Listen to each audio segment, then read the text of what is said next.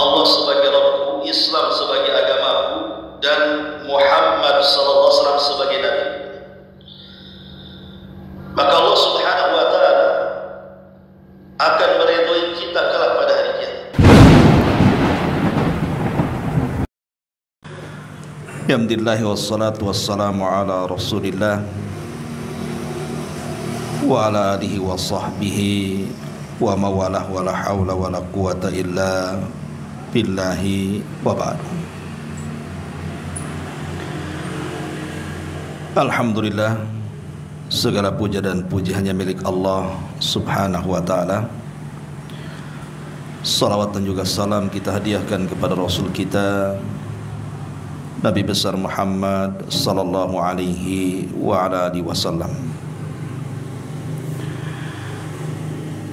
Pembahasan di malam hari ini insyaallah kita akan membahas tentang qasasu Al-Quran,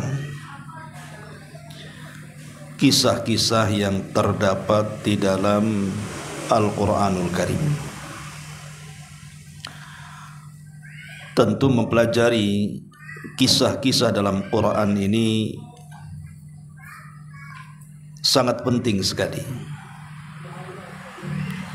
karena Allah Subhanahu wa ta'ala sendiri yang mengatakan faqsusil qasasa la'allahum yatafakkarun. Maka ceritakanlah kepada mereka kisah-kisah itu agar mereka berfikir. Jadi kisah-kisah itu diceritakan dalam Al-Quran untuk menjadi renungan, bukan hanya sekedar dinikmati ceritanya, tetapi juga lebih daripada itu harus dijadikan renungan, bahwa dalam setiap kisah Quran itu ada pelajaran. Makanya Nabi SAW ketika dalam kondisi terpuruk dakwahnya, maka Allah Subhanahu wa ta'ala mengkisahkan para pendahulunya, bahwa apa yang dialami Nabi SAW juga dialami oleh para pendahulunya. Makanya Allah mengatakan dalam surah Hud ayat 120, wa kullan naqussu 'alaika min amba'ir rusuli ma nuthabbitu bihi fuadak. Dan semua kisah daripada rasul-rasul kami ceritakan kepadamu wahai Muhammad, agar kisah-kisah yang dengan kisah-kisah itu kami bisa meneguhkan hatimu. Jadi kalau seandainya kita sedang mengalami sesuatu dari ujian-ujian Allah Subhanahu wa ta'ala kepada kita, maka lihatlah para pendahulu kita, sebagaimana Nabi juga disuruh melihat para pendahulunya. Bagaimana ujian yang Allah berikan kepada Nuh, kepada Ibrahim, kepada Musa dan seluruh para nabi. Maka sama juga dengan kita. Kalau seandainya kita diberikan ujian oleh Allah Subhanahu wa ta'ala, maka lihatlah kisah-kisah para nabi, termasuk Nabi kita Muhammad sallallahu alaihi wasallam. Karena Allah mengatakan laqad kana fi qasasihim ibratun liulil albab. Sungguh pada kisah-kisah mereka itu terdapat pelajaran besar bagi orang-orang yang mau memiliki akal pikiran. Ma'asyiral muslimin wal muslimat rahimani wa rahimakumullah. Dari mana kita mulai kisah ini? Kita mulai kisah ini melihat urutan daripada Al-Quran, biar senang kita membahasnya. Jadi kita akan mengurut sesuai dengan urutan Quran. Memang tidak semua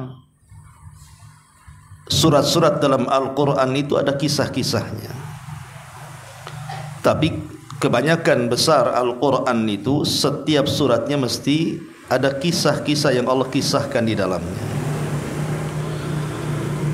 Kita mulai dari surah Al-Baqarah.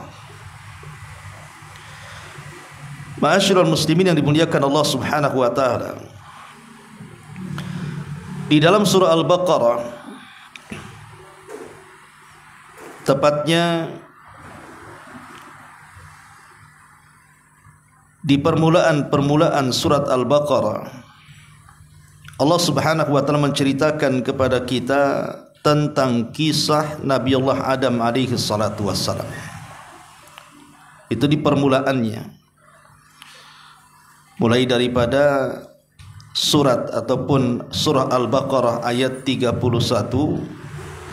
sampai kepada 38. Itu cuplikan daripada kisah Nabi Allah Adam alaihi salatu wassalam. Jadi kita mulai kisah Al-Quran dari surah Al-Baqarah, tepatnya di ayat 34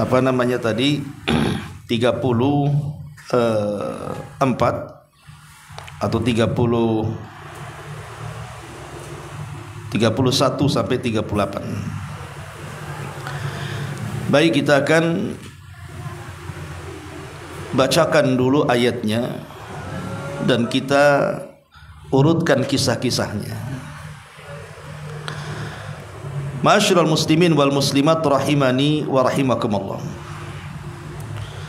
Allah Subhanahu wa taala berfirman dalam surah Al-Baqarah 31.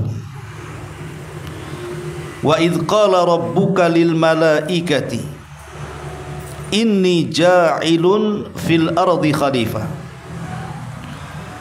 Qalu ataj'alu fiha man yufsidu fiha wa yasfikud dima wa nahnu nusabbihu bihamdika wa nuqaddisu lak.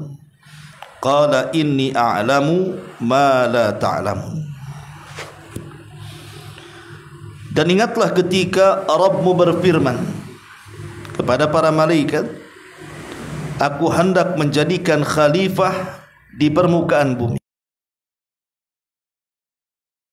Apakah engkau hendak menjadikan orang yang akan merusak dan menumpahkan darah di sana, sedangkan kami para malaikat bertasbih memujimu dan mensucikan namamu?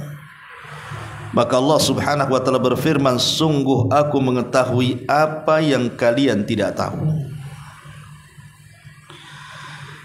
Ma'asyiral muslimin wal muslimat rahimani wa rahimakumullah. Kisah Nabi Allah Adam alaihi salatu wassalam itu tercantum di banyak surat dalam Al-Quran. Bahkan penyebutan Nabi Adam sendiri dalam Quran itu tersebut 25 kali. Di antaranya disebutkan dalam Al-Baqarah 31 yang sedang kita bicarakan. Kemudian terulang di Al-Baqarah 33-nya. Kemudian diulang di Al-Baqarah 35-nya. Kemudian terulang di Al-Baqarah 37-nya. Kemudian surah Al-Imran ayat 33, Al-Imran ayat 59, Al-Maidah ayat 27, kemudian Al-A'raf ayat 26, kemudian Al-A'raf ayat 27, kemudian terulang di Al-A'raf ayat 31, Al-A'raf ayat 35, Al-A'raf ayat 172,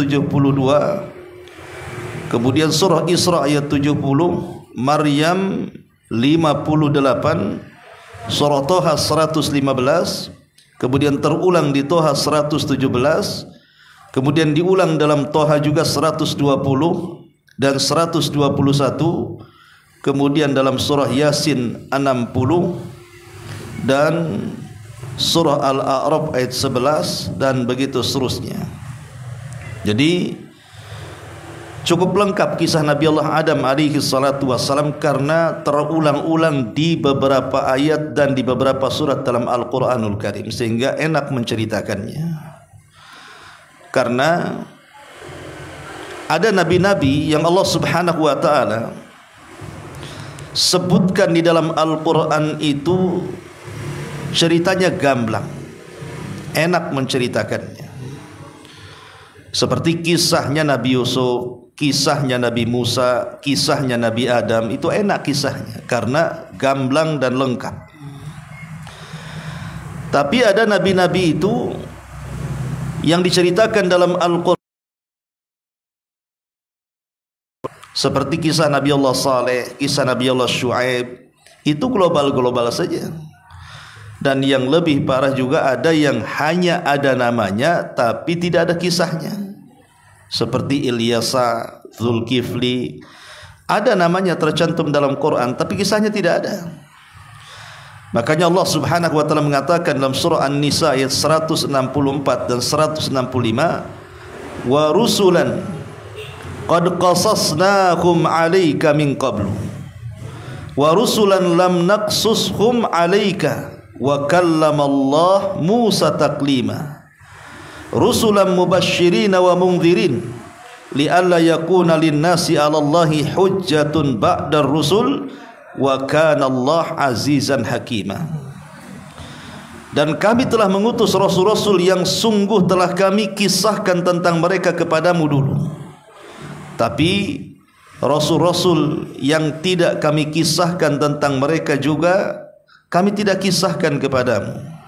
Dan Allah telah berbicara kepada Musa dengan langsung. Mereka kami utus selaku rasul-rasul pembawa berita gembira dan pemberi peringatan, agar supaya tidak ada alasan bagi manusia membantah Allah sesudah diutus rasul-rasul itu. Dan Allah maha perkasa lagi maha bijaksana. Ma'asyiral muslimin wal muslimat rahimani wa rahimakumullah. Baik, kita akan fokus kepada kisah Nabi Allah Adam alaihi salatu wassalam. Di sini Allah Subhanahu wa taala menghabarkan kepada para malaikat bahwa Dia akan menciptakan makhluk yang namanya manusia. Allah Subhanahu wa taala mengatakan, wa idz qala rabbuka lil malaikati, dan sungguh kami telah berfirman kepada para malaikat. Dan para malaikat adalah makhluk dari makhluk-makhluk Allah. Mereka adalah utusan-utusan Allah Subhanahu wa taala, sekaligus tentara dari tentara Allah Subhanahu wa taala. Malaikat diciptakan dari cahaya. Dan para malaikat ketika Allah ciptakan, Allah tidak berikan nafsu kepada mereka, sehingga para malaikat itu murni diciptakan hanya untuk beribadah kepada Allah Subhanahu wa taala. Wa yaf'aluna ma yu'marun, mereka melaksanakan apapun yang diperintahkan Allah. La ya'sunallah, mereka tidak pernah bermaksiat kepada Allah Subhanahu wa taala. Dan kita tahu bahwa para malaikat memiliki jumlah yang banyak yang tidak ada yang tahu kecuali Allah Subhanahu wa taala. Sebagaimana Allah mengatakan, wa ma ya'lamu junuda rabbika illahu wa ma huwa illa dzikra lil bashar. Tidak ada yang tahu jumlah berapa tentara Allah Subhanahu wa taala dari kalangan para malaikat itu, kecuali hanya Allah Subhanahu wa taala. Makanya Nabi sallallahu alaihi wasallam menjelaskan, di langit sana tidak ada 4 jari kecuali ada para malaikat yang berdiri sampai kiamat, yang ruku sampai kiamat, yang sujud sampai kiamat. Saking banyaknya para malaikat yang Allah Subhanahu wa taala ciptakan. Lah para malaikat ini adalah makhluk yang berakal yang pertama kali Allah ciptakan. Karena makhluk yang berakal itu kan ada 3. Pertama malaikat, yang kedua jin, dan yang ketiga manusia. Lah malaikat ini yang pertama diciptakan Allah Subhanahu wa taala, tercipta dari nur, dari cahaya. Adapun makhluk yang berakal kedua yang diciptakan setelah para malaikat adalah bangsa jin, dan mereka tercipta dari nar, dari api. Dan yang ketiga baru Adam dan keturunannya. Adam alaihi salatu wassalam tercipta dari tanah. Artinya sebelum Adam alaihi salatu wassalam diciptakan, sudah ada makhluk yang menghuni bumi ini yang namanya bangsa jin. Jadi bumi yang kita tempati ini, sebelum Allah Subhanahu wa taala serahkan kepada kita para manusia, itu sudah didahului, ditempati oleh kalangan jin, dan mereka juga artinya khalifah. Khalifah itu artinya makhluk yang menggantikan makhluk sebelumnya. Adam tidak mungkin disebut khalifah kecuali sebelumnya menggantikan makhluk yang sudah ada. Makanya Abu Bakar itu disebut khalifatu Rasulillah, karena dia mengganti Nabi. Berarti di bumi ini ada dua khalifah. Pertama, bangsa jin, ya tentu yang dipimpin oleh iblis, itu khalifah yang pertama. Kemudian yang kedua, Adam alaihi salatu wassalam, itu khalifah yang kedua. Jadi Adam menggantikan posisi iblis. Dan disebut khalifah artinya yakhlufu ba'duhu ba'dha, makhluk yang bergenerasi, di mana generasi kedua menggantikan generasi pertama, generasi ketiga menggantikan generasi kedua, dan begitu seterusnya. Nah, di sini Allah Subhanahu wa taala mengatakan, wa idz qala rabbuka lil malaikati inni ja'ilun fil ardi khalifah. Sesungguhnya kata Allah Subhanahu wa taala, aku akan menjadikan di bumi ini makhluk yang akan menggantikan makhluk sebelumnya. Maksudnya Adam yang akan menggantikan posisi iblis dan para jin yang ada sebelumnya. Muslimat rahimani wa rahimakumullah. Ketika Allah Subhanahu wa taala mengatakan di hadapan para malaikat seperti itu, kemudian para malaikat mengatakan di hadapan Allah Subhanahu wa taala, memberikan tawaran. Jadi bukan membantah, tapi malaikat memberikan tawaran kepada Allah Subhanahu wa taala. Apa tawarannya? Qalu ataj'alu fiha man yufsidu fiha wa yasfiku dima wa nahnu nusabbihu bihamdika wa nuqaddisu lak. Malaikat mengatakan, ya Rabb, apakah engkau hendak menjadikan orang yang akan merusak dan menumpahkan darah di sana? Kenapa malaikat bicara seperti itu? Karena sebelumnya bumi ini dipenuhi dengan bangsa jin yang suka merusak. Jadi jin-jin yang pertama kali memenuhi bumi ini, mereka saling berperang, saling membunuh, saling merusak, menumpahkan darah, membuat kerusakan dan kerusuhan. Makanya para malaikat ini meminta kepada Allah Azza wa Jalla, apa engkau akan menciptakan makhluk yang sama dengan mereka ya Rabb? Tentu ini istijal, ya, maksudnya terburu-burunya para malaikat, ya. Dalam kondisi-kondisi tertentu terburu-buru itu kan tidak baik, karena kan Allah belum menciptakan, baru akan. Tapi malaikat sudah terburu-buru menilai, karena melihat makhluk sebelumnya memang sebagai perusak bangsa jin itu. Akhirnya disinilah kemudian para malaikat menawarkan dirinya, atau dalam bahasa Arab disebut al-ard namanya. Apa kata malaikat? Wa nahnu nusabbihu bihamdika wa nuqaddisu lak. Seolah-olah malaikat mengatakan begini, ya Rabb, kalau engkau merencanakan hendak menciptakan makhluk yang lain selain dari kalangan jin, yang nantinya mereka akan merusak di bumi, akan merumpahkan darah di bumi, utus kami saja ke bumi, biar bumi itu dipenuhi oleh kami, biar di bumi ini tidak ada kesyirikan, biar di bumi ini penuh dengan tasbih dan tahmid. Jadi para malaikat ingin menawarkan dirinya, itu disebut al-ard namanya. Bukan menentang perintah Allah, tidak, ya. Karena ada orang yang mentafsirkan seolah-olah ini malaikat menyanggah gitu ya, menentang perintah Allah. Tidak, malaikat menawarkan dirinya. Daripada kau ciptakan makhluk yang sebelumnya sudah ada makhluk yang merusak dan menumpahkan bumi, kami saja turunkan ke bumi, gitu maksudnya. Biar kami di bumi ini bertasbih kepadamu, memuji kamu, membersihkan kamu, mensucikan kamu, dan begitu seterusnya.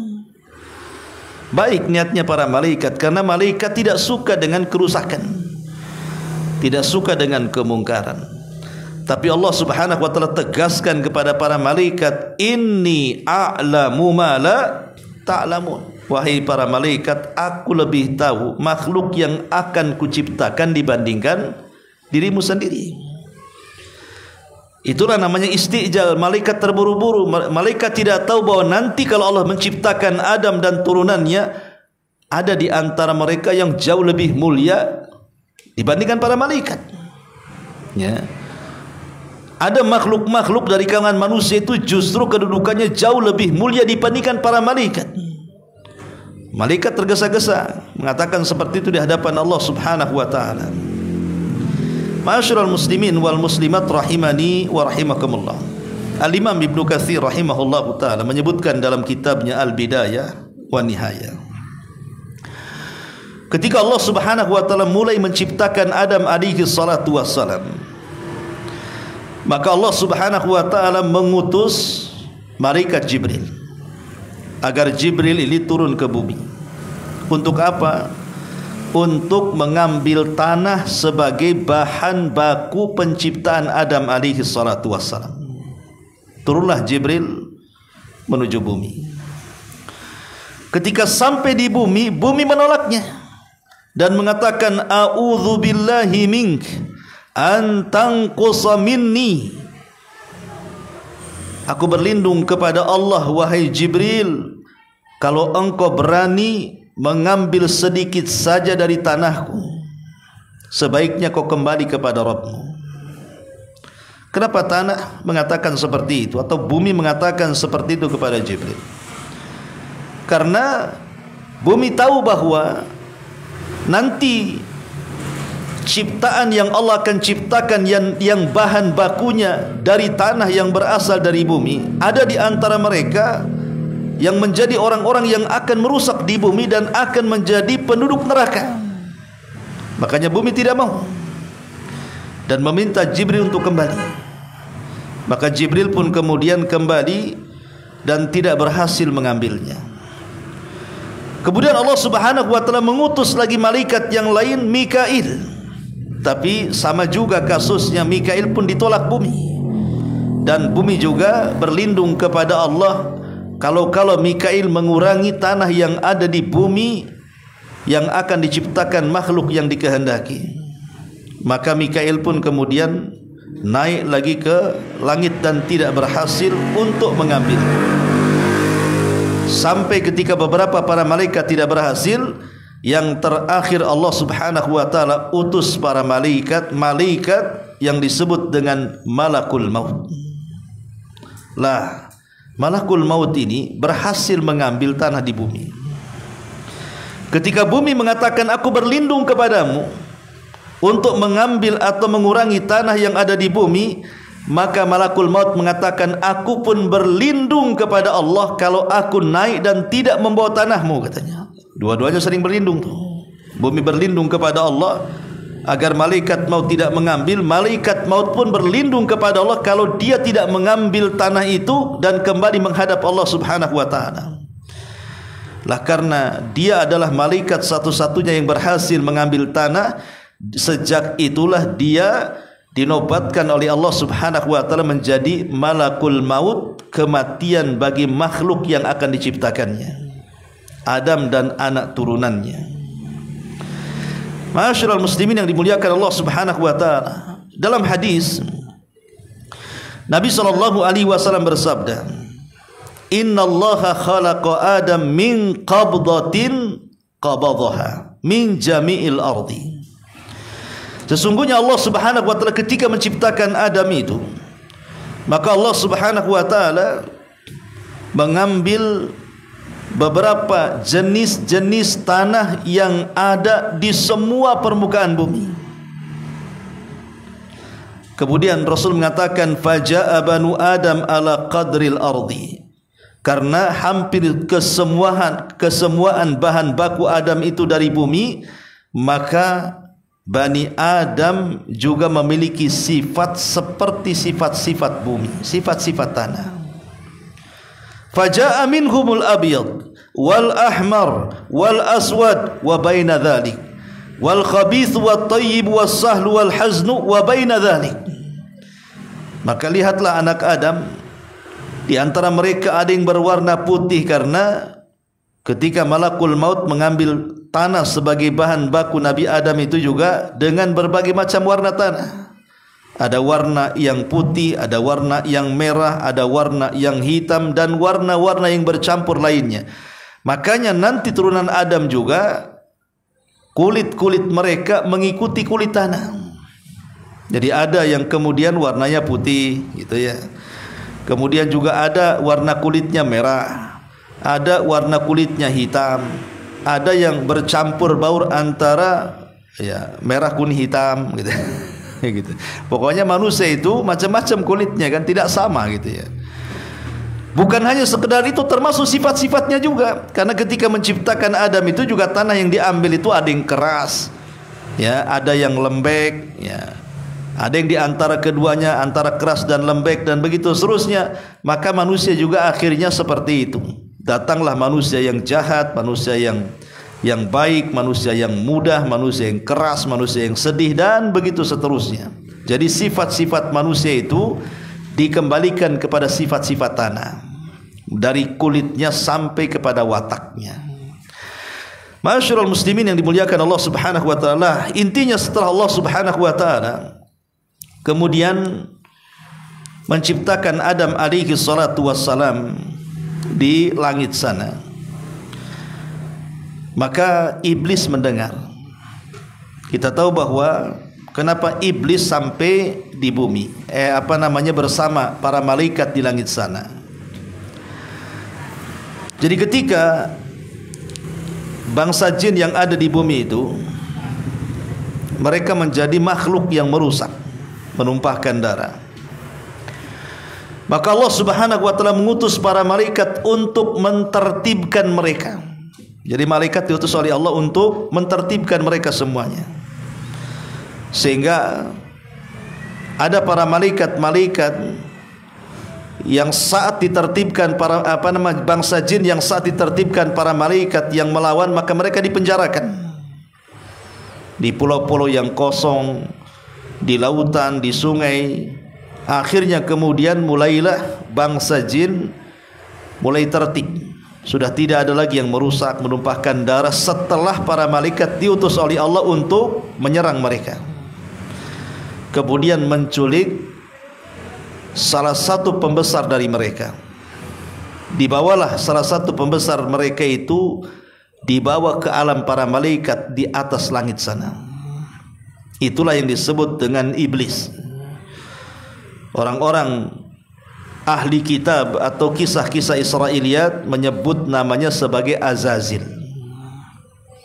tapi kita mengenal namanya sebagai iblis. Lah, karena pimpinannya kemudian diculik dan dibawa ke langit, kemudian hidup di tengah-tengah para malaikat, akhirnya sadar. Gimana hidup di alam malaikat? Akhirnya dia sadar dan mengikuti gaya malaikat akhirnya di langit sana, dan menjadi penguasa langit pertama.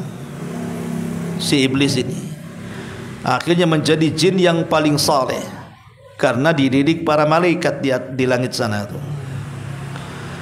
Sehingga karena terbiasa bersama para malaikat, sehingga akhirnya ya dia seperti malaikat beribadah kepada Allah Subhanahu wa taala, sampai akhirnya dia pun dihadiahi untuk menjadi khazainul jannah, penjaga sorga.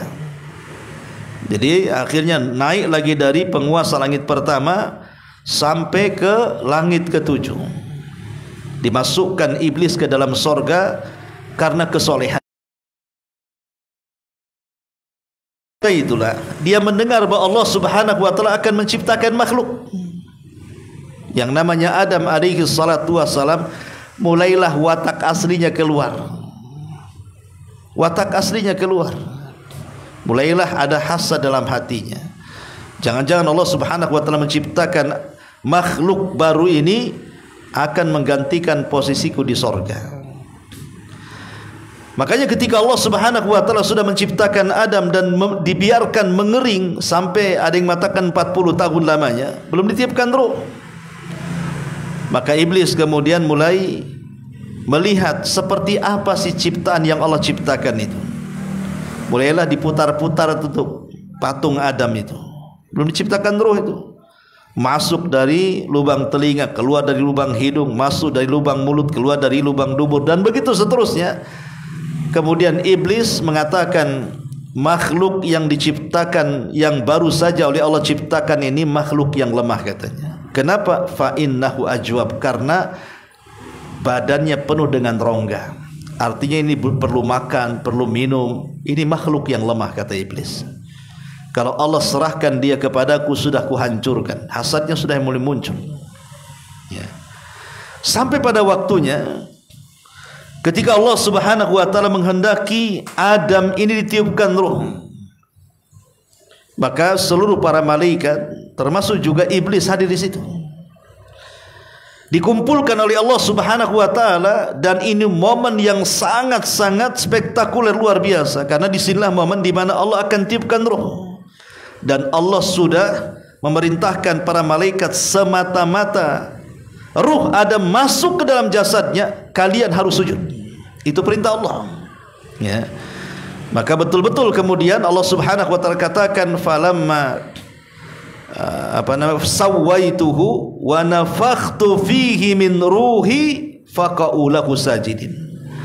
Ketika kami sempurnakan ciptaannya, falamma sawaituhu wa nafakhtu, dan aku tiupkan, min ruhi, dari ruhku. Lihat di sini bahasanya dari ruhku. Jadi ruhnya Adam dinisbatkan kepada Allah.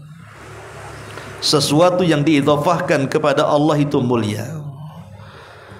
Baitullah mulia karena dinisbatkan atau diidhafahkan kepada Allah. Naqatullah, untanya mukjizatnya Nabi Saleh, untanya Allah. Ya. Pokoknya sesuatu yang sifatnya diidhafahkan kepada Allah, maka sesuatu itu akan menjadi mulia.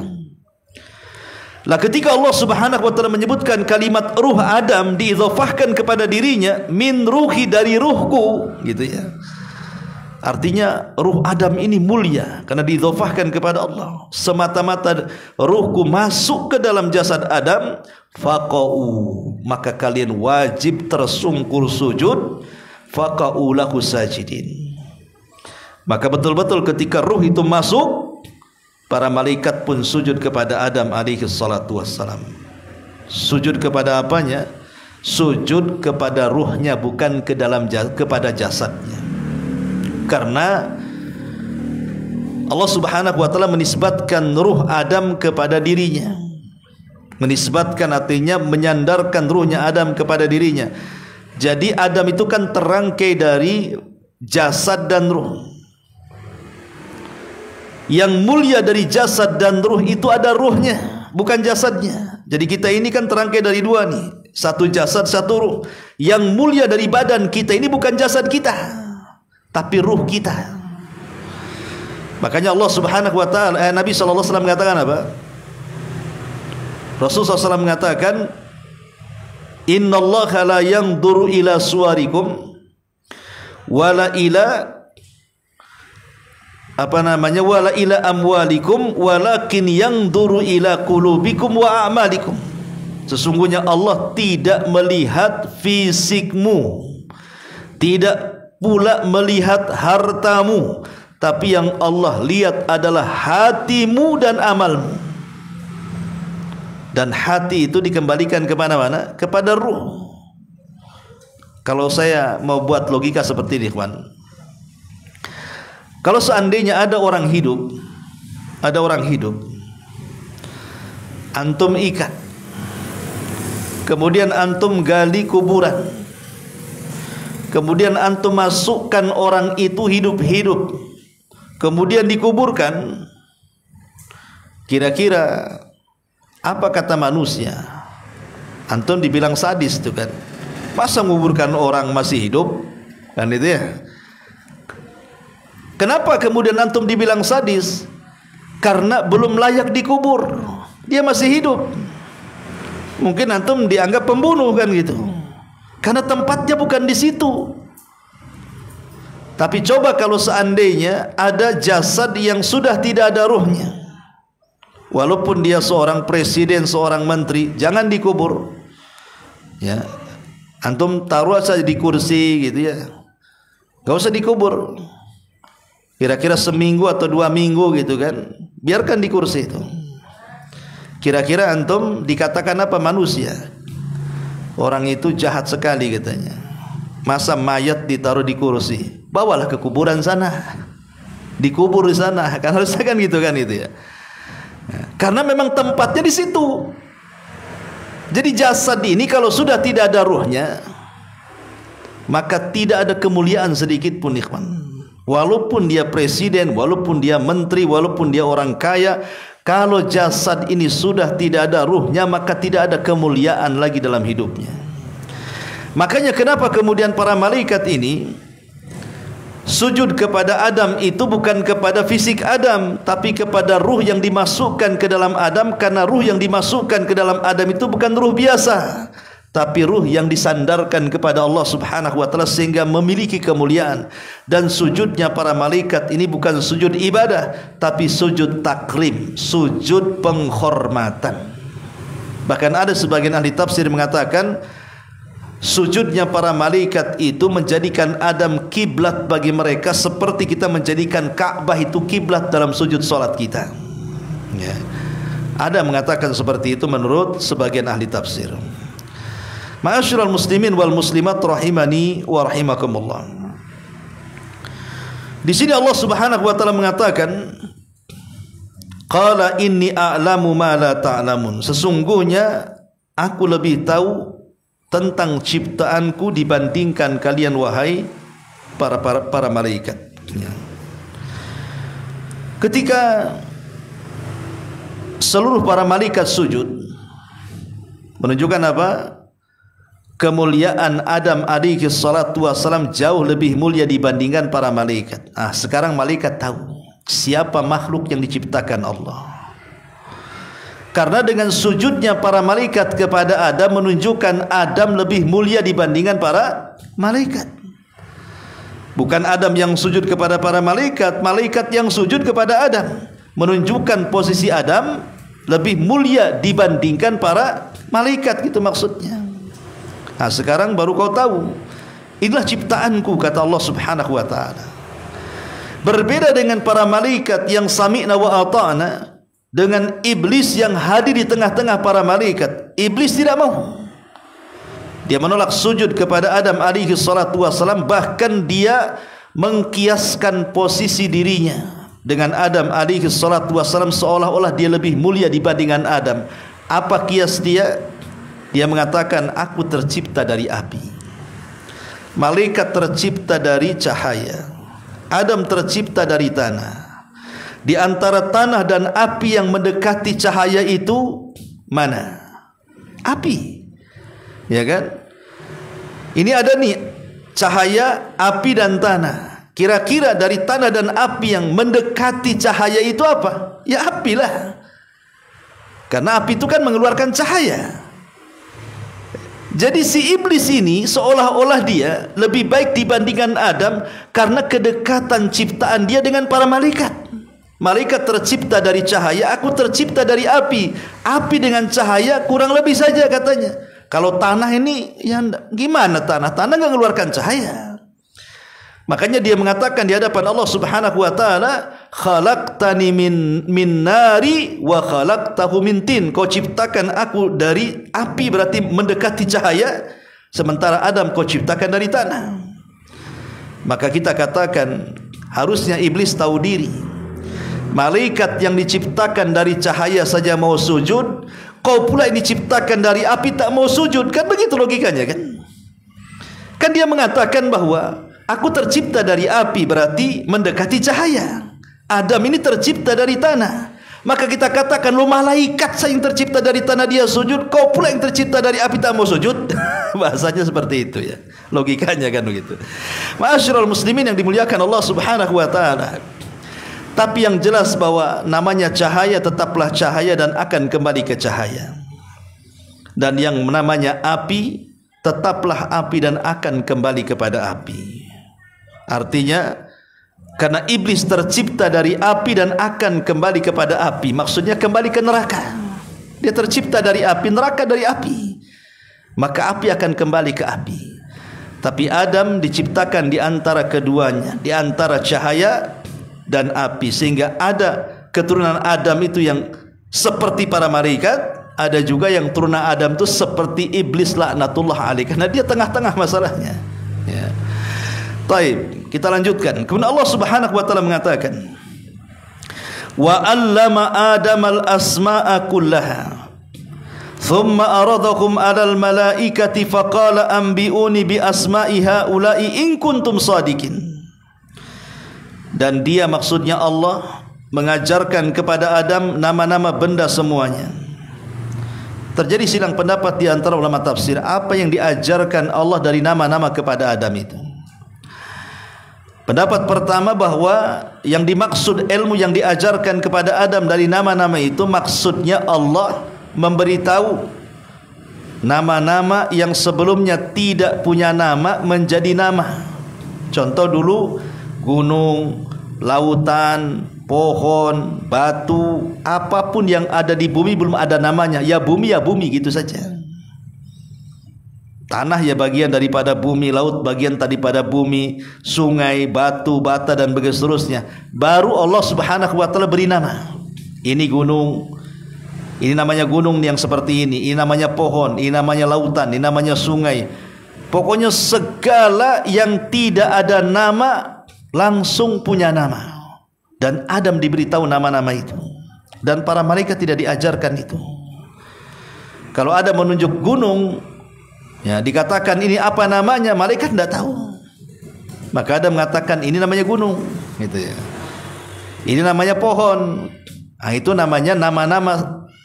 Kemudian diberitahu Allah kepada Adam alaihi salatu wasallam, sehingga Adam tahu nama-nama seluruh makhluk yang ada di alam semesta, dan malaikat tidak tahu. Ini satu penafsiran.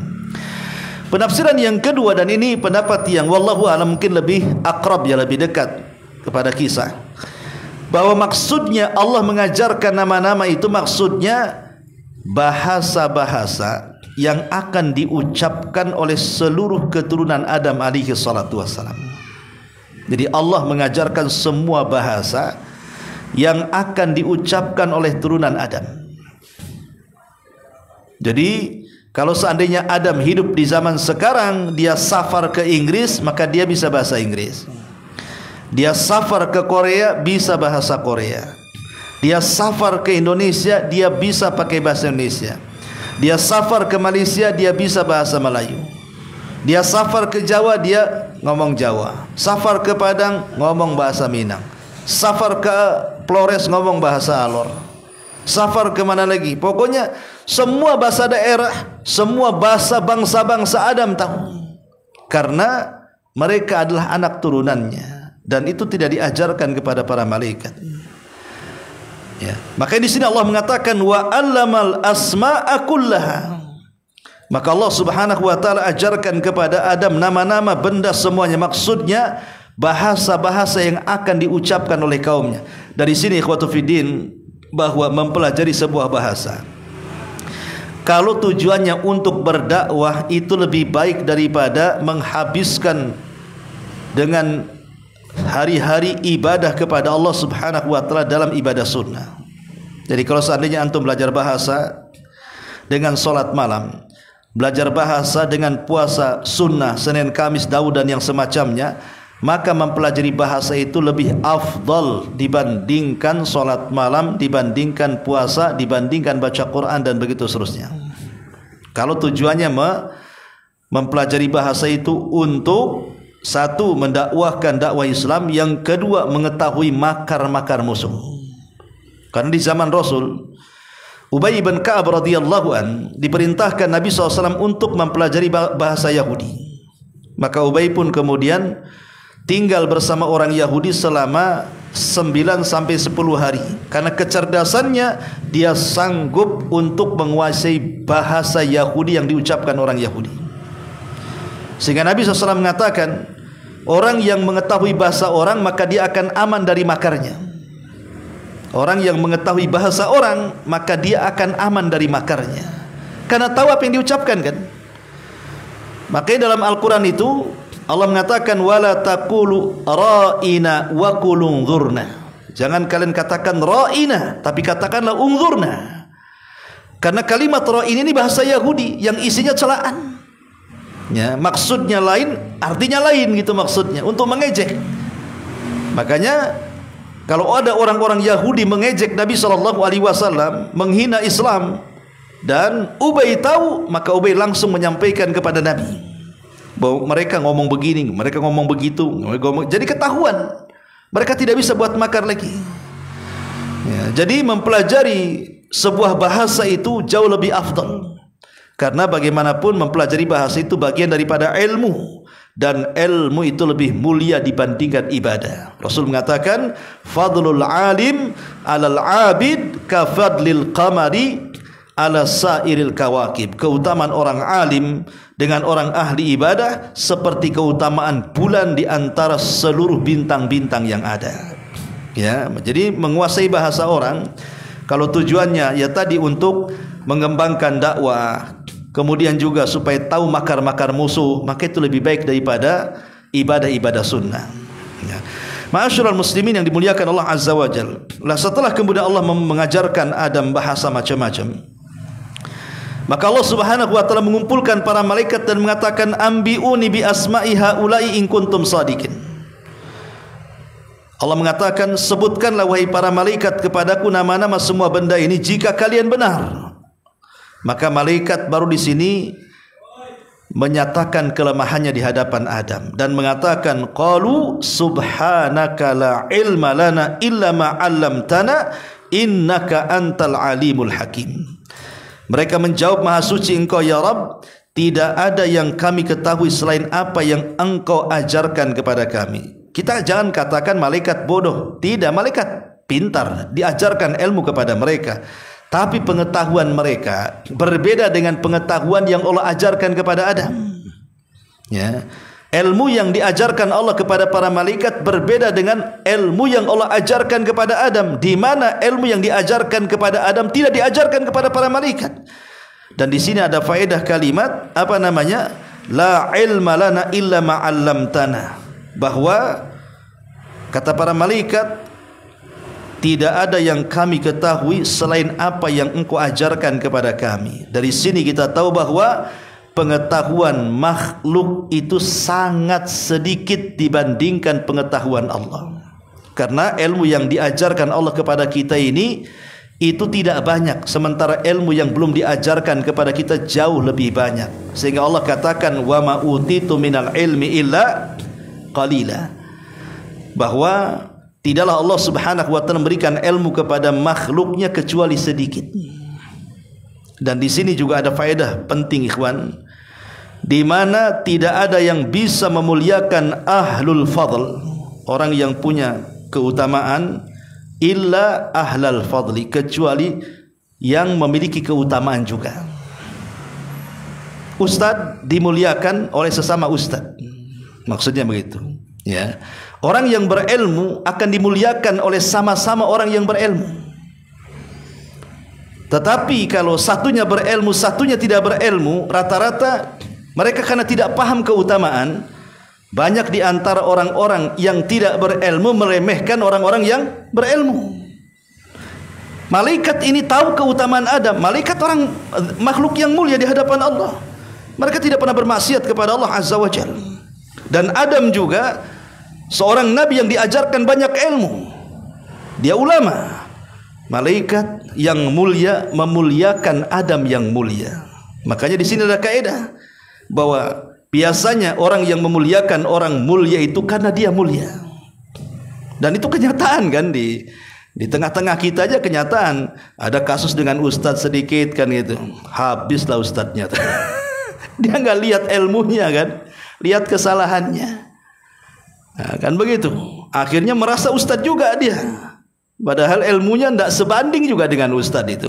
Tapi hanya gara-gara gesekan-gesekan sedikit, akhirnya tidak suka dengan ustadz, punya kelompok sendiri. Nggak ada ustadznya, mereka menjadi ustadz sendiri. Kan gitu. Itulah namanya apa? Karena tidak punya kemuliaan sehingga tidak bisa memuliakan orang mulia. Nah, di sini kaidahnya ini penting. Dan ini harus dipahami oleh para talabatul ilmi masalahnya ya. Taib. Ma'asyiral muslimin wal muslimat rahimani wa rahimakumullah. Kemudian Allah Subhanahu wa taala mengatakan, Qala ya Adam ambihum bi asma'ihim. Wahai Adam, beritahu kepada mereka para malaikat nama-nama yang sudah kuajarkan itu.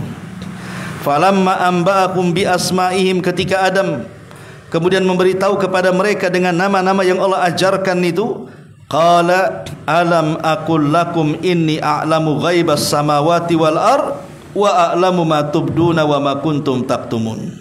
Maka Allah katakan di hadapan para malaikat, bukankah telah aku katakan kepada kalian bahwa aku mengetahui rahasia langit dan bumi, dan aku mengetahui apa yang kamu nyatakan dan apa yang kamu sembunyikan. Kan pada awalnya malaikat mengatakan apa? Sudahlah, tidak perlu menciptakan makhluk itu, turunkan saja kami ke bumi, biar kami yang akan bertasbih di bumi ya. Dan ini ada dalil kalimat wa nahnu nusabbihu bihamdik. Ini ada dalil pentingnya ketika malaikat mengatakan dan kami bertasbih kepadamu. Di sini ada dalil bahwa manusia itu akan melakukan kesyirikan. Kalimat para malaikat mengatakan di hadapan Allah wa nahnu nusabbihu bihamdik, bahwa kami akan bertasbih kepadamu. Di sini kalimat ini bahwa sebagai dalil manusia itu akan melakukan kesyirikan. Kenapa demikian? Karena lawan daripada tasbih itu adalah mengotori. Tasbih itu kan membersihkan. Kita membersihkan Allah. Membersihkan Allah dari apa? Dari segala jenis tandingan-tandingan. Membersihkan Allah dari segala jenis kekurangan-kekurangan. Maka ketika ada orang yang mengatakan Allahu salisu salasa, Allah itu satu di antara tiga, maka kita katakan tidak. Subhanallah kan itu. Allah itu maha suci dari itu semua. Makanya Allah Subhanahu wa taala mengatakan apa? Subhana amma yusyrikun. Subhanaka amma yusyrikun. Maha suci engkau ya Rabb terhadap apa yang mereka sekutukan. Ya. Jadi si dalil bahwa ketika malaikat bertasbih kepada Allah menunjukkan bahwa bangsa manusia itu akan melakukan kesyirikan di situ. Tapi Allah katakan inni a'lamu ma la ta'lamun. Aku lebih tahu dibandingkan engkau. Buktinya setelah diciptakan Adam dan anak turunannya, justru sebagian mereka ada yang lebih mulia jauh di atas para malaikat. Walaupun ada juga yang kemudian jatuh ke bumi dan lebih buruk dibandingkan iblis, bahkan dibandingkan binatang ternak sekalipun. Kemudian Allah mengatakan, wa idh qulna lil malaikati isjudu li Adam fasajadu illa iblis aba wastakbara wa kana minal kafirin. Dan ingatlah ketika kami berkata kepada para malaikat, sujudlah kalian kepada Adam, maka mereka sujud kecuali iblis. Enggan, sombong, dan iblis termasuk makhluk yang kafir. Berarti di sini iblis, sebab kenapa dia tidak mau sujud, pertama karena hasad, yang kedua karena kesombongan. Aba itu maksudnya karena hasad, yang kedua wastakbaru karena sombong. Jadi dua penyakit ini yang menghalangi orang dapat hidayah. Orang kalau sudah hasad akan susah dapat hidayah. Orang kalau sudah sombong akan susah dapat hidayah. Seperti iblis ya. Bayangkan iblis itu hidup di hadapan Allah dan di tengah-tengah para malaikat. Tapi kenapa dia bisa hasad dan juga sombong? Itulah karakter asli dari kalangan jin. Karena kita tahu bahwa iblis itu bagian daripada jin. Allah katakan kana minal jinni fa fasaqa an amri rabbih. Jin itu, iblis itu bagian daripada jin yang melakukan kefasikan kepada Rabbnya. Ma'asyiral muslimin wal muslimat rahimani wa rahimakumullah. Kemudian Allah mengatakan, wa qulna ya Adam uskun anta wa zaujukal jannah wa kula minha ragadan haitsu syi'tuma wa la taqraba hadhihi syajarata fatakuna minadh dhalimin. Dan kami berfirman, wahai Adam, tinggallah engkau dan istrimu. Ayat ini menjelaskan kepada kita tentang kasih sayang Allah Subhanahu wa taala kepada Adam alaihi salatu wassalam. Karena tahu bahwa seindah-indahnya sorga, yang kenikmatannya tidak bisa dipandang mata, tidak pernah didengar telinga, terlintas di otak manusia pun tak bisa saking indahnya. Tapi kalau Adam hidup sendirian di sorga itu, maka Adam akan hidup dengan perasaan yang penuh dengan ketakutan. Tidak akan merasakan keindahan.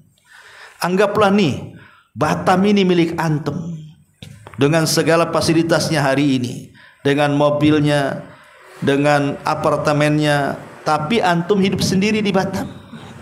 Ke Batu Haji sendiri, Batu Besar sendiri, ke Bengkong sendiri, lontang lantung sendiri. Apa enggak ketakutan antum? Ya, enggak enak ya. Kita suruh hidup sendiri di Batam loh. Kita enggak enak kan gitu ya. Maka Allah tahu bahwa Adam ini walaupun dimasukkan ke dalam sorga, tapi kalau hidup sendiri pasti enggak nyaman dia. Boleh jadi mungkin dia akan ketakutan sendirian.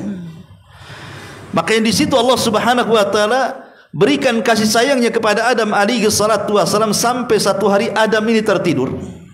Saat tertidur, Allah Subhanahu wa taala kemudian mengambil tulang rusuk yang paling atas, yang paling bengkok, yang dekat dengan jantung, diambil oleh Allah.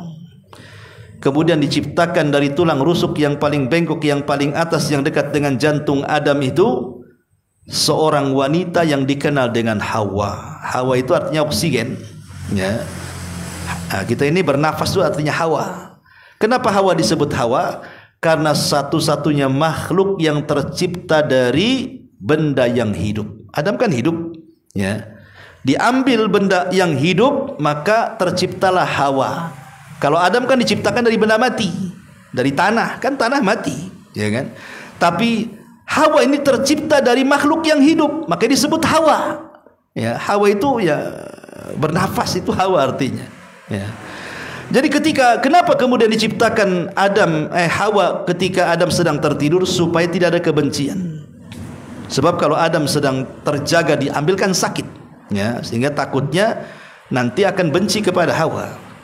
Makanya ketika menciptakan Hawa, kondisi Adam sedang tidur, diambil tulang rusuknya, diciptakan Hawa, tiba-tiba ditidurkan di sampingnya. Ketika Adam terbangun, dia kaget, rupanya ada perempuan di sampingnya. Ketika ditanya, siapa kamu? Kata Hawa, saya Hawa. Ya. Kenapa kau diciptakan?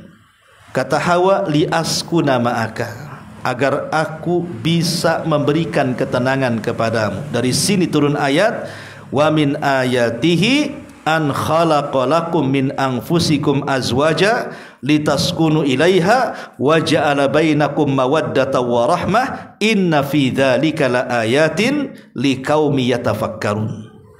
Antum kalau suka hadir di walimatul arus gitu ya, ada ceramah orang nikah, mesti nih ayat ini dibaca nih ya. Dan dari tanda-tanda kuasa Allah, an khalaqalakum min anfusikum azwaja, Allah ciptakan dari diri kalian pasangannya, artinya Hawa. Allah ciptakan dari Adam pasangannya Hawa ya. Untuk apa Hawa ini? Litaskunu ilaiha. Lihat bahasa Quran, Allah tidak mengatakan litaskunu ma'aha, tapi litaskunu ilaiha, agar dia memberikan ketenangan kepadanya. Sebab kalau bahasa litaskunu ma'aha, maksudnya bertempat tinggal bersama. Orang yang bertempat tinggal bersama, suami istri sama-sama satu rumah, belum tentu tenang hidupnya. Kalau bahasanya litaskunu ma'aha ya, berarti hanya hidup serumah saja. Tapi kalau bahasanya litaskunu ilaiha, itu beda artinya, di mana engkau memberikan ketenangan, bukan hanya satu rumah, tapi memberikan ketenangan. Inilah kenapa bahasa Quran itu menggunakan litaskunu ilaiha, karena banyak orang suami istri satu rumah tidak tenang hidupnya ya. Makanya bukan itu tujuan rumah tangga, bukan hidup satu rumah, tetapi hidup dalam satu ketenangan antara satu dengan yang lainnya, memberikan ketentraman, itu maksudnya litaskunu ilaiha. Dengan sebab itulah Allah katakan wa ja'ala bainakum mawaddata wa rahmah, nanti timbullah rasa cinta dan kasih sayang, dan itu tanda-tanda kuasa Allah yang luar biasa. Dari situlah maka Adam pun diletakkan perasaan cinta dan sayang kepada pasangannya, begitu juga Hawa. Barulah setelah itu Allah mengatakan apa? Qulna ya Adam uskun anta wa zaujukal jannah. Kami katakan, wahai Adam, tinggallah engkau dan istrimu di dalam sorga. Nah, silakan kamu bulan madu sana di sana, ya bahasanya, ya. Wa kula minha, makan apapun kenikmatan yang ada di dalam sorga itu. Ragadan haitsu syi'tuma, apapun kenikmatan sorga nikmati. Makanan apapun yang ada di sorga makan, minuman apapun yang di sorga minum, fasilitas apapun yang di sorga ambil, ya. Tetapi Allah mengatakan wala taqraba hadhihi syajarah fatakuna minadh dhalimin. Tapi ingat, di sorga itu ada satu pohon loh ya. Jangan kau dekat, jangan kau makan, karena kalau kau makan kau termasuk orang zalim. Bayangkan ikhwan, pohon di sorga itu ribuan jumlahnya. Tidak terhitung berapa jumlah pohon di sorga dengan segala jenis buah-buahannya. Arti kenikmatan di sorga itu banyak sekali. Hanya satu yang tak boleh didekati, iya kan? Kenapa kemudian Adam bisa terperangkap dengan yang satu? Ada kaidah para ulama mengatakan bahwa biasanya manusia itu akan penasaran dengan sesuatu yang dicegah. Contoh ini mamanya ruko ini ada 100 pintu, silakan masuk dari mana-mana, tapi jangan dari sini. Pasti orang penasaran kan? Kenapa nggak boleh lewat situ? Kan begitu ya kan? Pasti orang akan sekali-kali penasaran juga tuh. Kenapa nggak lewat sini? Pasti akan berjubel di situ. Ada apa memang? Pasti akan dicari alasannya kan? Padahal pintu itu banyak. Kenapa dicari-cari alasannya gitu loh? Ah, itulah sesuatu yang dilarang biasanya. Dia penasaran tuh. Coba bayangkan, pohon-pohon di sorga itu ribuan, entah berapa jumlahnya. Hanya satu jangan kau dekati, malah itu pula yang didekati. Coba. Ah, disitulah manusia ini, karena Adam seperti itu, maka watak manusia seperti bapaknya. Biasanya sesuatu yang dilarang itu pula yang didekati. Minuman yang halal itu banyak, kenapa ke khamar pula lah antum, itu yang dilarang, ya. Yang halal dari wanita-wanita itu banyak, kenapa masuk dalam zina pula? Akan begitu jadinya kan? Padahal kan yang dihalalkan jauh lebih banyak dibandingkan diharamkan kan? Tapi kenapa orang milih yang haram? Ah, itulah kisahnya di sini. Wala taqraba hadhihi syajarata fatakuna minadh dhalimin. Ketika Allah Subhanahu wa taala menghendaki sesuatu, pastikan Allah akan membuat sebabnya kan? Kan dari awal memang Adam bukan diciptakan di sorga. Adam itu diciptakan untuk tinggal di bumi kan? Sebab kalau Adam itu hidup di sorga dan tidak pernah ke bumi, berarti Adam tidak akan merasakan mati. Sementara di sorga itu kan kekal, tidak mungkin mati. Sementara kullu nafsin dha'iqatul maut, setiap jiwa itu pasti mati. Adam itu termasuk jiwa di dalamnya, maka dia harus turun ke bumi dan mati di bumi. Kalau di sorganya kapan matinya? Ya. Makanya ketika iblis mendengar bahwa ada satu pohon yang tidak boleh dekati Adam, disinilah iblis tahu kelemahan Adam. Karena iblis kan semakin melihat nikmat yang Allah berikan kepada Adam.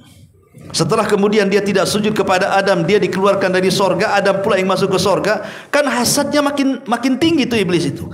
Bayangkan coba kenikmatan yang Allah berikan kepada Adam. Pertama, Allah ciptakan Adam dengan tangannya. Yang kedua, Allah tiupkan ruh dan disandarkan ruh kepada dirinya. Ketiga, Allah ciptakan Adam, kemudian Allah ajarkan ilmu yang banyak kepada Adam. Kemudian yang keempat, Allah Subhanahu wa taala berikan dia istri lagi, ya. Sementara iblis tidak. Kemudian yang kelima, Allah masukkan lagi dia ke sorga. Ya geleng-geleng lah si iblis ini. Kok makin enak aja Adam ini. Karena orang hasad ini ikhwan, dia tidak akan tahan melihat kenikmatan saudaranya. Dan dia bercita-cita macam mana kenikmatan saudaranya hancur atau berpindah kepada dia. Itulah orang hasad.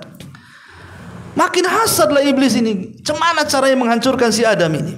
Ketika iblis mendengar bahwa ada satu larangan yang tidak boleh dilanggar Adam, disitulah iblis mulai melancarkan was-wasnya.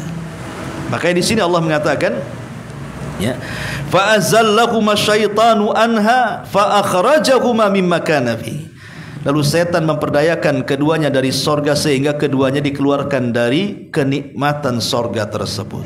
Jadi ada yang mengatakan, dan kan dalam ayat yang lain kan fawaswasa lahuma, maka iblis memberikan waswas kepada keduanya. Apa waswas keduanya?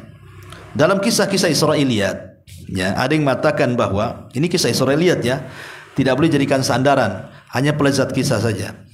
Jadi di luar sorga itu ada binatang ular, itu selalu keluar masuk sorga, ular itu, ya.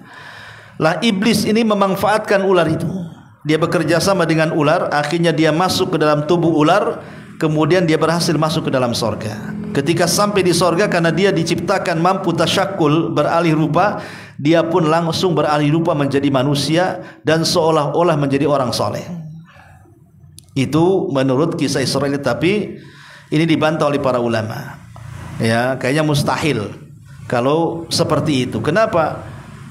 Kalau lihat dohir Quran, maka iblis itu memberikan was-was kepada Adam, tidak mesti harus masuk surga. Contoh memang sekarang nih alat komunikasi nih, ya kan, handphone. Kita di Indonesia, kawan kita di Malaysia, kemudian kita pakai handphone, kita pengaruhi dia, kan kita tidak harus ke Malaysia. Ya, kita kompori aja dari sini kan. Ya, bakar kan di sana. Kan itu ya. Kan tidak harus masuk negeri Malaysia atau negeri Singapura atau mana atau kemana-mana, kan cukup di sini saja. Ya, kalau sekarang memungkinkan tidak harus masuk, maka boleh jadi iblis tidak perlu masuk ke sorga. Cukup dia di luar sorga dengan kemampuannya, maka dia bisa memberikan was-was dimasukkan ke dalam sorga. Itu logikanya, ya. Jadi nggak perlu masuk surga iblis, cukup ngasih was-was saja. Bagaimana caranya? Wallahu alam. Itu zahir Quran. Tapi yang jelas akhirnya si Adam ini kemudian terkena was-was setan. Lah dari situlah kemudian dia memakan buah larangan. Karena dia memakan buah larangan, maka Allah Subhanahu wa taala mengatakan dalam ayat yang lain surah Al-A'raf itu, badat lahuma sawatuhuma. Maka tiba-tiba pakaiannya jatuh semuanya. Jadi kain-kain sutra yang Adam pakai, yang Hawa pakai itu tiba-tiba kemudian jatuh. Adam pun telanjang bulat, nampak auratnya. Hawa yang selama ini tidak pernah melihat aurat Adam ataupun sebaliknya malu, akhirnya saling berpencar, menyembunyikan diri di sorga. Tapi semua makhluk di sorga melihatnya. Ya, mau lari kemana? Dari sini ada kaidah para ulama. Semakin orang itu menanggalkan pakaiannya, maka semakin nampak dosa-dosanya. Wanita yang menanggalkan auratnya, maka nampak dosanya, ya, maka dia akan semakin bejat hidupnya. Tapi semakin orang kemudian menutup auratnya, maka akan semakin menyedikitkan dosanya.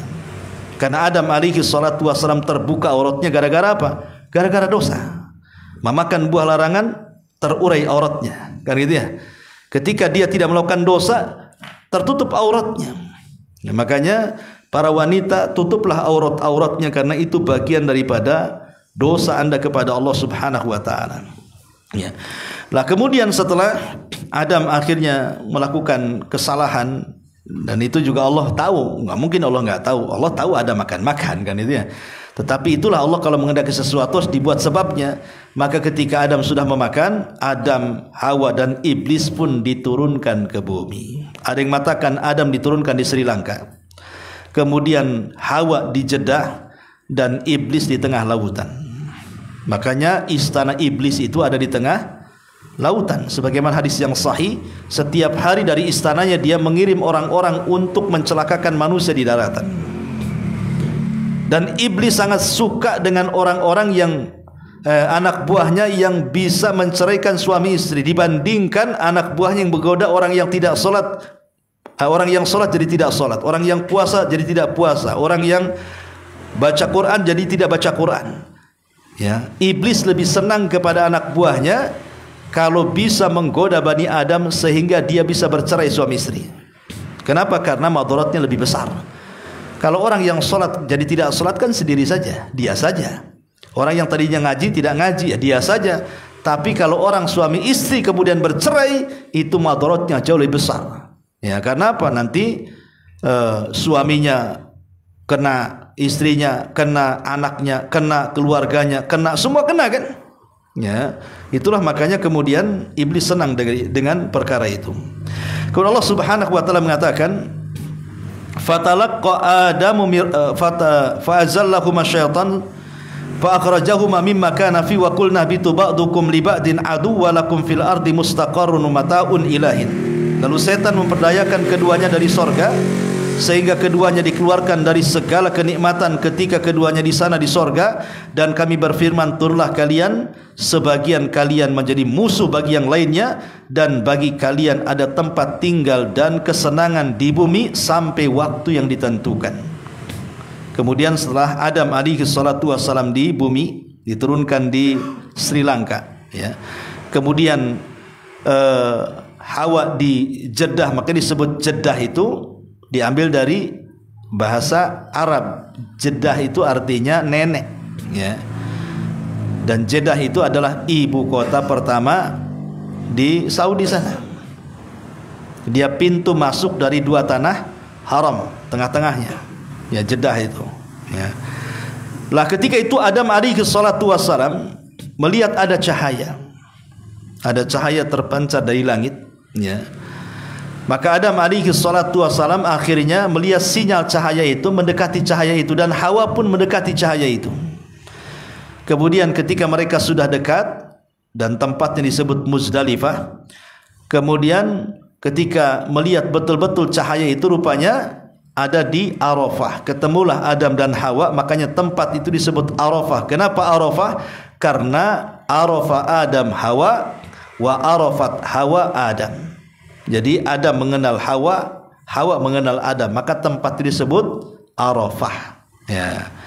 Yang disebut dengan padang Arafah, disitulah kemudian pertemuan Adam dan Hawa. Setelah kemudian di Arafah inilah Allah ajarkan kepada Adam kalimat taubat. Apa kalimat taubat? Rabbana zalamna anfusana wa illam taghfir lana wa tarhamna lanakunanna minal khasirin. Inilah kalimat yang pertama diucapkan Adam di bumi, dan Allah terima taubatnya. Setelah Allah Subhanahu wa taala menerima taubatnya Adam dan Allah Subhanahu wa taala mengampuni dosa-dosanya, maka ini pelajaran besar, siapapun yang haji kemudian datang ke Arafah, kemudian wukuf, kemudian mengatakan Rabbana zalamna anfusana wa illam taghfir lana wa tarhamna lanakunanna minal khasirin, maka dosa-dosanya akan diampuni seperti Adam alaihi salatu wasalam meminta ampun di padang Arafah, diampuni oleh Allah Subhanahu wa taala. Makanya haji itu ditentukan dengan Arafah, disitulah ampunan Allah turun. Nah, setelah Adam tidak punya dosa, sudah bersih, baru diizinkan bertolak menuju Mekah, tanah haram. Karena sebagian Arafah itu ada ya tanah haram, ada yang bukan tanah haram, gitu ya. Maka dia bertobat di luar tanah haram. Setelah hilang dosanya, masuk tanah haram. Artinya ketika masuk tanah haram, Adam sudah tidak punya dosa. Kemudian beranjak ke Mekah. Di situ sudah disiapkan Ka'bah, dibangunkan oleh para malaikat.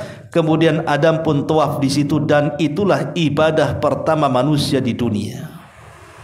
Adam alaihi salatu wassalam beribadah pertama kepada Allah di bumi. Makanya Mekah itu tempat Allah pertama kali diibadahi, dan tidak ada tempat selain Mekah di zaman itu. Makanya kenapa Mekah menjadi negeri haram sejak Allah ciptakan sampai hari ini. Tidak ada tanah yang lebih mulia dibandingkan Mekah. Sekalipun orang Syiah mengklaim bahwa ada tanah Karbala yang lebih mulia dibandingkan Mekah, kita katakan dusta. Tanah yang paling suci di permukaan bumi hanyalah ada di Mekah, ya. Ma'asyiral muslimin yang dimuliakan Allah Subhanahu wa taala. Kemudian Allah mengatakan di sini, qulna bitu minha jami'an fa imma ya'tiyannakum minni hudan faman tabi'a hudaya fala khaufun 'alaihim wala hum yahzanun. Ayat terakhir, ayat 38, Allah mengatakan, turunlah kamu semua dari sorga, kemudian jika benar-benar datang petunjukku kepadamu, maka barang siapa yang mengikuti petunjukku tidak ada rasa takut kepada mereka, dan mereka pun tidak bersedih hati. Maka Adam mengikuti petunjuk, tapi iblis justru tidak mengikuti petunjuk. Di sini ada faedah, ikhwan, ya. Iblis, kesalahan dia di bab syubhat. Kalau Adam, kesalahan dia di bab syahwat. Dari mana kita tahu iblis kesalahannya di bab syubhat dan kesalahan Adam itu di bab syahwat? Karena Adam kesalahannya urusan perut. Kan Adam kan kesalahannya urusan perut, dan perut itu gudangnya syahwat. Makan, soal makan, ya kan? Gara-gara jangan makan dimakan, berarti ini ngikuti syahwat namanya. Itulah kesalahan Adam. Tapi kesalahan iblis itu bukan di syahwat, tapi di syubhat. Otaknya yang enggak beres, ya. Di mana iblis itu ketika Allah Subhanahu wa taala katakan sujud hai iblis, tak mau dia. Tak mau sujud dia. Dan mengatakan enak saja aku sujud kepada Adam, kan Adam tidak lebih baik dari aku. Kau ciptakan dari tanah, aku dari api loh. Itu kan syubhat namanya. Atau dengan kata lain, Adam itu menolak perintah. Iblis itu kesalahannya menolak perintah, tapi Adam itu melanggar larangan. Ya, jadi kesalahan iblis menolak perintah. Kalau kesalahan Adam melanggar larangan. Lebih besar mana, menolak perintah ataukah melanggar larangan? Maka ada kaidah mengatakan bahwa tarkul amri asyad min irtikabin nahyi, ya. Meninggalkan larangan lebih besar dosanya dibandingkan melakukan keharaman.